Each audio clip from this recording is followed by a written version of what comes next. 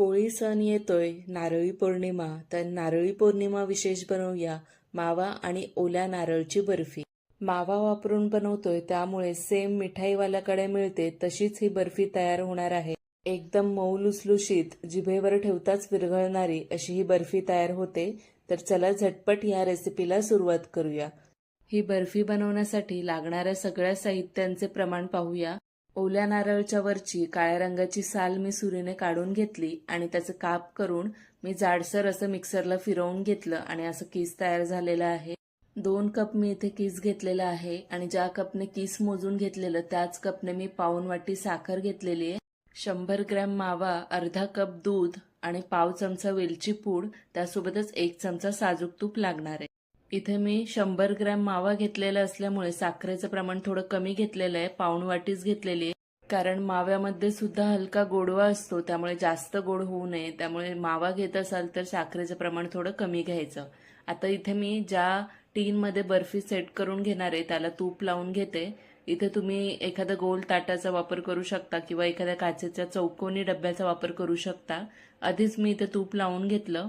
त्यानंतर आता एक जाड तळ्याची कढई घ्यायची, त्यात घालायचं 1 छोटा चमचा साजूक तूप. आता ह्या तुपात घालूया 2 कप ओल्या नारळचं कीस. आता हे नारळचं कीस सतत आपल्याला परतत राहायचंय. अजून 1 छोटा चमचा इथे मी तूप घातले, म्हणजे पूर्ण 1 टेबलस्पून एवढं तूप वापरलेलं आहे. आता मंद आचेवर हा कीस चांगला परतून घ्यायचाय. तळापासून परतत राहायचं जेणेकरून कीस जळू नये. 2 ते 3 मिनिटसाठी हा कीस परतायचा, म्हणजे त्याचा कच्चा वास जो असतो तो कमी होतो. कच्चेपणा त्याचा कमी आपल्याला करायचंय, त्यामुळे 2-3 मिनिट परतून घ्यायचं. परतून झाल्यानंतर यात मी घालणार आहे पाऊण कप साखर आणि त्यासोबतच अर्धा कप दूध. आता तोपर्यंत परतायचं जोपर्यंत दुधामध्ये ही साखर पूर्णपणे विरघळत नाही. म्हणजे पूर्ण साखर आपल्याला इथे विरघळवून घ्यायची, तोपर्यंत परतत राहायचं. एकदम पातळ असं हे मिश्रण तयार झालेलं आहे. साखर पूर्णपणे विरघळलेली आहे. साखर विरघळल्या विरघळल्या लगेचच आपल्याला त्यात घालायचं 100 ग्रॅम मावा. मावा इथे तुम्ही किसून सुद्धा घालू शकता, मी असाच घातलेला आहे. स्पॅच्युलाच्या मदतीने माव्यामधल्या सगळ्या गाठी फोडून फोडून मी या नारळच्या किसामध्ये मिक्स करून घेणार आहे. एकदम स्मूथ असं हे मिश्रण तयार झालं पाहिजे. सगळ्या गुठळ्या फोडून घ्यायच्या आणि मस्त असं मंद आचेवर आता आपल्याला परतत राहायचंय जोपर्यंत हे मिश्रण पूर्णपणे घट्ट होत नाही तोपर्यंत. आता ह्या मिश्रणामध्ये साखरेचा ओलावा भरपूर आहे, त्यामुळे आता हे उडायला सुरुवात होईल अंगावर. जसं तुम्ही परतत जाल तसं ते अंगावर त्याचे शितोडे उडायला लागतील. त्यामुळे अशा पद्धतीने अर्धवट आपल्याला झाकण असं ठेवायचंय हातामध्ये धरून आणि हे परतत राहायचंय, म्हणजे अंगावर हे उडणार नाही. त्यासोबतच जर तुम्हाला इथे मावा वापरायचा नसेल तर तुम्ही इथे वापरा 1 कप दूध आणि पूर्ण 1 कप साखर 2 कप ओल्या नारळच्या किसासाठी. आणि अशाच पद्धतीने परतून घ्या. फक्त मावा स्किप करा. मिल्क पावडर असली तर 1-2 चमचे तुम्ही इथे घालू शकता. ह्या मिश्रणामधलं पाणी दिसेनासं होईल, थोडं बऱ्यापैकी कमी होईल, तेव्हा आपल्याला ह्यात घालायचंय 1 चमचा साजूक तूप आणि पाव चमचा वेलची पूड. आणि हे सगळं मिक्स करत पुन्हा हे सतत परतत राहायचं आणि अजून घट्ट करून घ्यायचंय. कढईच्या तळापासून हे मिश्रण वेगळं व्हायला लागलेलं आहे, म्हणजे बऱ्यापैकी तयार झालंय. आता मला वडी एकदम शेवटपर्यंत फ्रीजमध्ये ठेवली तरी मऊसूतच हवी, त्यामुळे मी एवढंच हे मिश्रण परतून घेणार आहे. हलका ओलावा, एकदम हलका ओलावा. आणि तुम्हाला जर वडी एकदम घट्ट अशी हवी असेल तर मग अजून त्याला परतून कोरडं करून घ्या. आणि त्यानंतर हे मी टीन घेतलेलं आहे तूप लावलेलं, त्यात हे मिश्रण घालून सगळ्या बाजूने सारखं मी हे पसरवून घेतलेलं आहे. सगळ्या बाजूने सारखं पसरवून घेतल्यानंतर तुम्हाला गार्निशिंगसाठी जे वापरायचं ते तुम्ही इथे वापरू शकता.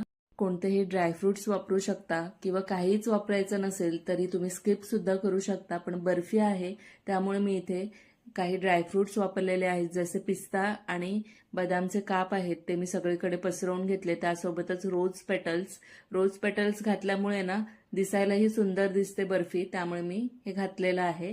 आता हे ड्रायफ्रुट्स निघू नये त्यासाठी मी हलक्या हाताने हे स्पॅच्युलाच्या मदतीने दाब देऊन घेतले, म्हणजे ते आतपर्यंत व्यवस्थित राहतील, निघणार नाही. त्यानंतर हे थापलेलं मिश्रण व्यवस्थित असं कोमट करून घ्यायचं. पूर्ण थंड करायचं नाही, कोमट करायचं. हाताला चटका सहन झाला पाहिजे एवढं कोमट असलं की मग आपल्याला याच्या वड्या पाडून घ्यायच्या आहेत, म्हणजे कापून घ्यायच्या तुम्हाला ज्या आकारात हव्यात त्या आकारात. आणि त्यानंतर हे मी पूर्णपणे थंड करून घेणार आहे.